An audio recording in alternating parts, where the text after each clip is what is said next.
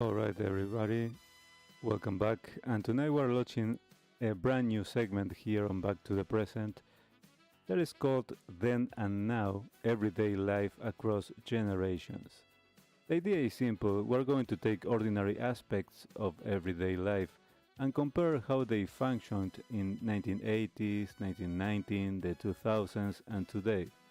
Not to declare a winner, not to romanticize the past, or to criticize the present, but to ask what changed, what improved, what got worse, and perhaps most importantly, how did those changes affect human psychology?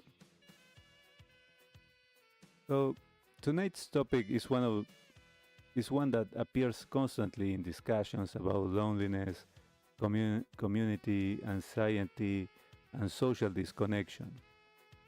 And the topic is third places. So, before we continue, let's define what a third place actually is. The term was popularized by sociologist Ray Oldenburg, who argued that most people historically spend time in three types of places. First place is home, second place work or school, and the third place are all the places where people gathered voluntarily, not because they had to, but because they wanted to. Places where community happened naturally. So in the 1980s and 1990s, this existed almost everywhere. In the case of men, there were bars, local pubs, sports clubs, bowling leagues, pool halls, amateur sport teams, fishing groups, veterans organizations, car clubs, radio clubs, community organizations, church groups, local diners, coffee shops. And for women, there were church communities, book clubs, craft groups, neighborhood circles, school parents communities, volunteer organizations, social clubs, fitness groups, and many community events. And many of these places weren't organized around mental health. That wasn't their purpose. And yet they produced mental health benefits, almost accidentally. Because human beings evolved inside tribes, not permanent solitude. For most of human history, people regularly encountered familiar faces, casual conversation, shared routines, and repeated interactions.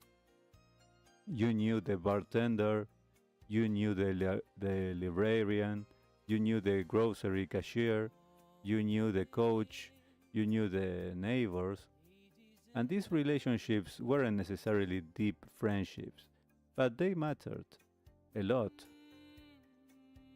And one of the most interesting discoveries in social psychology is the importance of what's called weak ties.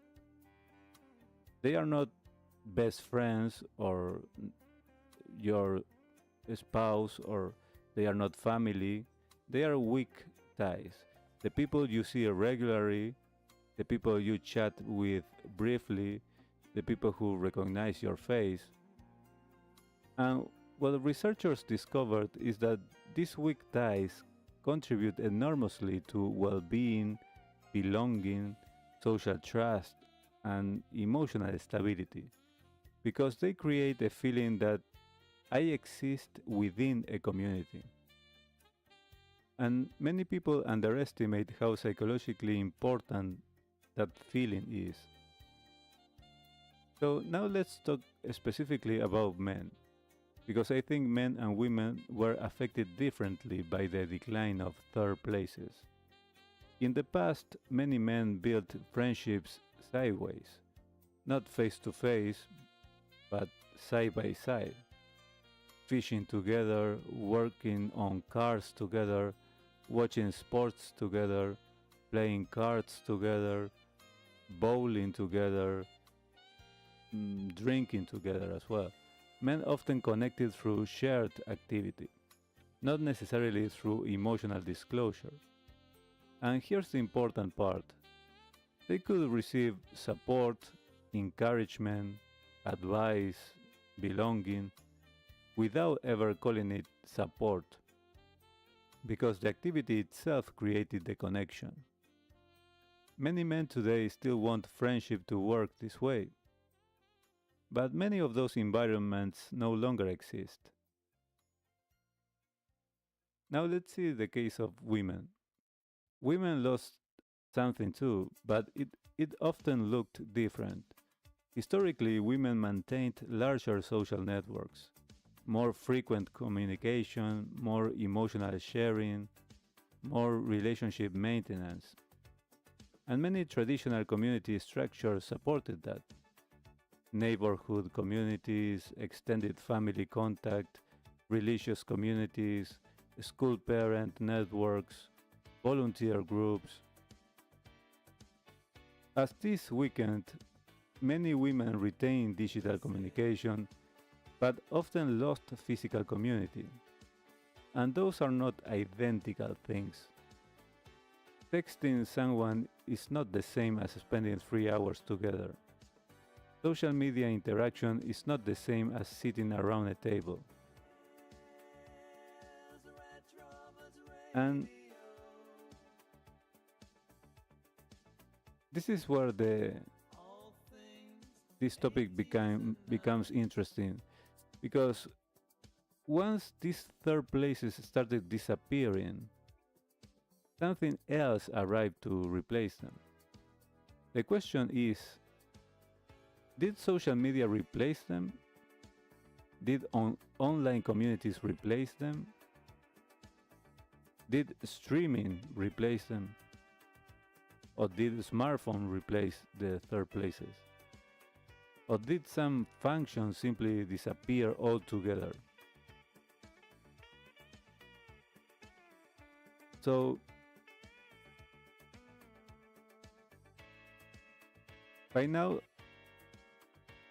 I have described all these places that were relevant for men, for women, in the past, in general, right? Without being specific. Now we arrive at the big question: what replaced the third places? Because the truth is, some things were replaced, some things changed form, and some things simply disappeared. If you grew up during the 80s and 90s, the early 2000s were a strange transition period. The old world still existed, but a new one was emerging. You still have shopping malls, music stores, video rental stores, internet cafes, local bookstores, and community clubs. But at the same time, email was growing, online forums were growing, instant messaging was growing. And at that stage, the internet often complemented real life. It didn't necessarily replace it. You talked to your friends online and then met them in person. You discovered music online, but then you go to buy the CD on the store. You chatted on MSN Messenger and then saw each other at school. The digital world was often an extension, so to speak, of the physical world. Then something much bigger happened. The smartphone arrived. It seems like we are talking about an extraterrestrial event happening, but and gradually many third places stopped being physical locations and started becoming apps. Entertainment became YouTube, Netflix, Spotify. Conversation became WhatsApp, Messenger, Discord. Dating became apps, news became feeds, communities became subreddits, Facebook groups, Discord servers, online forums, and many of these changes brought genuine benefits. We shouldn't pretend otherwise. But today it's easier than ever to find people who share your interest, right? If you're interested in 80s and 90s music, vintage synthesizers, psychology, classic cars, retro gaming, Russian culture, or almost any niche interest of any kind, you can find thousands of people instantly. That was much harder in 1987, for instance. In some ways, the internet created entirely new forms of community. And for introverts especially, this was often a major improvement. Many introverted people found communities online that they never would have found locally, and that's a real advantage. But here's where things become interesting. Online communities replaced some functions of third places, but not all of them. Let's have a look what they replace. Well, they replaced information sharing, discussion, interest based communities, and entertainment. But they didn't fully replace physical presence, spontaneous interaction, human touch, body language, shared environments, and local belonging. And psychologically, those things matter and a lot. Let's see a little bit the difference between connection and contact. One thing psychologists increasingly discuss is the difference between contact and connection. You can have contact with hundreds of people, followers, subscribers, online friends, messages, but still feel disconnected. Be- because connection involves more than information exchange. It involves shared experiences, trust, presence, and reciprocity. And those things are often harder to reproduce digitally. Now let's return to men specifically, because many researchers have noticed something important. When third places disappeared, many men didn't create replacements. They simply stopped gathering. So think about it. A man who once spent Friday nights at the bowling league, Saturday afternoons watching sports with friends, Sunday at the community organization, might now spend those same hours streaming content alone, scrolling alone, gaming alone, watching sports alone. And none of those activities are inherently bad. I enjoy some of them myself, but they are different because one activity creates shared experience, the other creates consumption. And this may be one of the biggest mental health stories of the last 20 years.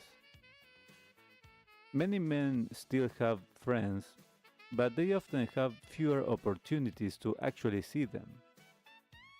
And because men frequently bond through shared activities, the disappearance of those activities can quietly weaken friendships. Not through conflict or arguments, simply through absence. Let's see the case for women. Women experienced something slightly different. Women generally maintained stronger communication networks, right? So many women successfully transferred part of their social lives online. But they faced another problem. The quantity of communication increased dramatically, yes, while the depth sometimes decreased.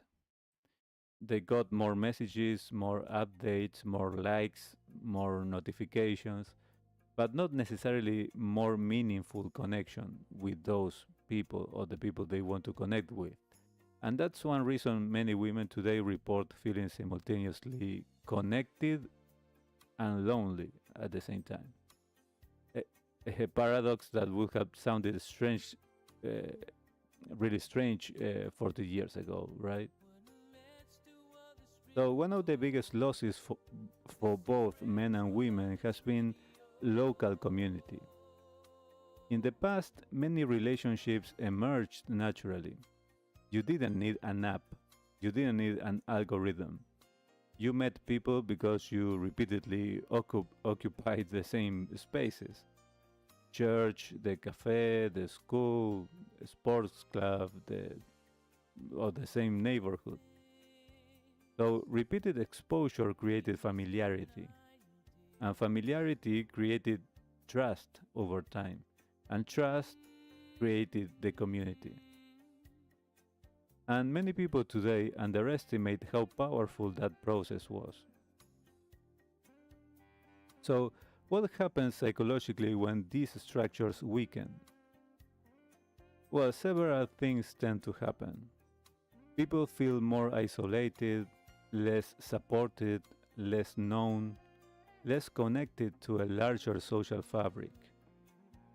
And importantly, many problems that were once distributed across communities become individualized.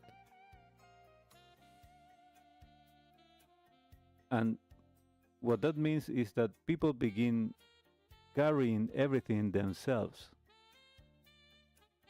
I'm talking about stress, anxiety, uncertainty, relationship problems, career problems, things that previously might have been discussed casually over coffee or at a club or after a game, now often remain trapped inside the individual. So now I want to be careful here. This is not a story of good past, bad present, because the past had problems too, right?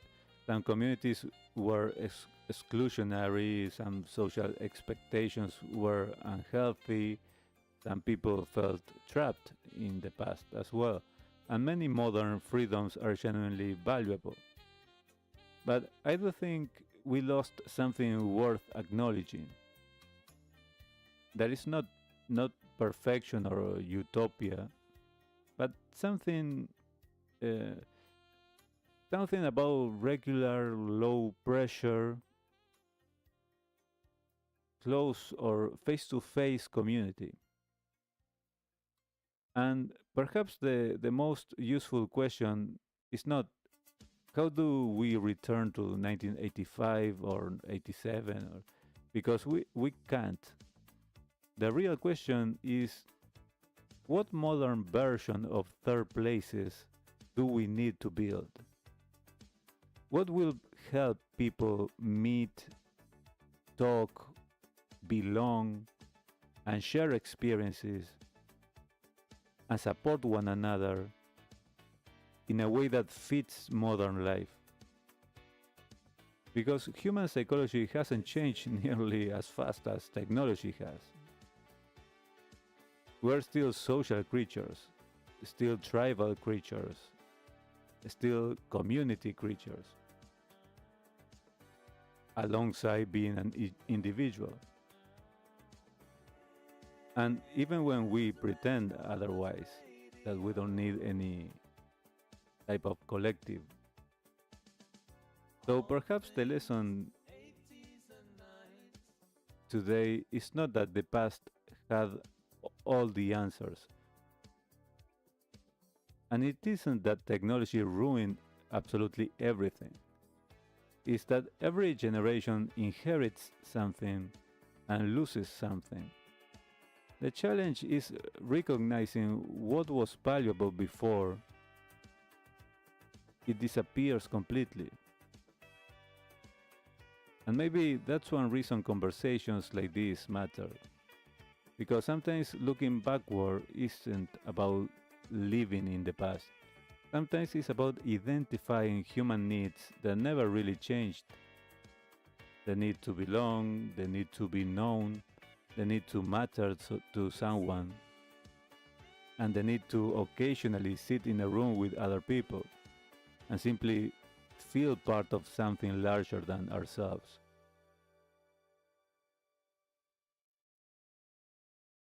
Alright, everyone, I hope that this reflection has been helpful. That's been our first edition of the new segment, Then and Now, Everyday Life Across Generations. And I think we'll have plenty more to explore in future episodes. There are plenty of topics about how life was in the 80s, 90s, 2000s, and today. After all, every generation changes the world somehow, but human nature tends to remain surprisingly familiar. Alright, after a brief recess, we'll come back with our next segment, Discography of the Day.